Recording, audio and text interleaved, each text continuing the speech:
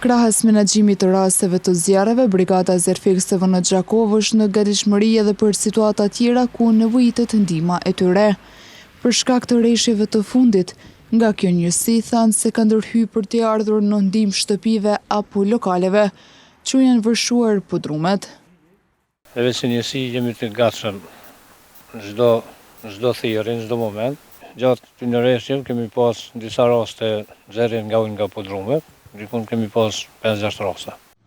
Sipas Brahimajt, ndërhyrjet janë kryer me sukses. Menaxhu suksesin janë të gjitha rastet, që kanë qenë fort edhe të zorshme, kështu që kemi kryer me sukses. Kujtojmë se përkundër vështirësive, brigada zjarrfiksëve të Gjakovës është në krye të detyrës pa ndërprerë, në mënyrë që të bëjë zgjidhje për situata të ndryshme emergjente, në të cilat mund të gjenden banorët e Gjakovës.